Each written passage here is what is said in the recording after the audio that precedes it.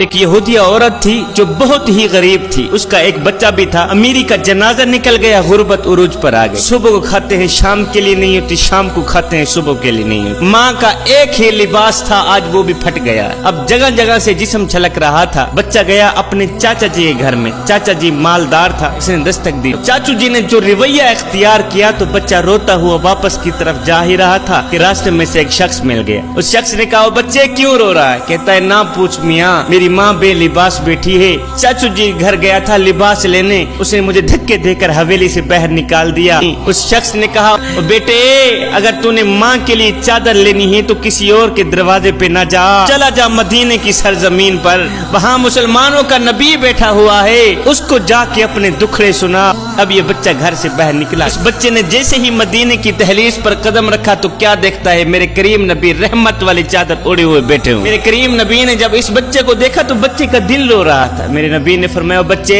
خیر تو کیوں رو رہا ہے؟ کہا میری ماں بے لباس بیٹھی ہے، تیرے دروازے پہ آیا ہوں چادر لینے، لباس لینے۔ میرے کریم نبی نے جب سنا کہ اس کی ماں بے لباس بیٹھی ہے، اس کو لباس کی اشد ضرورت ہے، تو میرے کریم نبی نے وہ رحمت والی چادر اتاری، اس بچے کے ہاتھ میں دے دی، کہا بچے جلدی جا اپنی ماں کا جسم ڈھانپ کے۔ بچہ رحمت والی چادر لے کر خوشی خوشی دوڑتا ہوا گھر میں گیا، یہودی ماں لیٹی ہوئی ہے۔ اس بچے نے جیسے ہی رحمت والی چادر ماں کے اوپر ایسے اڑائی تو ماں کے دل کی دنیا بدل گئی۔ بیٹے وہ نبی بھی سچا ہے، اس کا دین بھی سچا ہے۔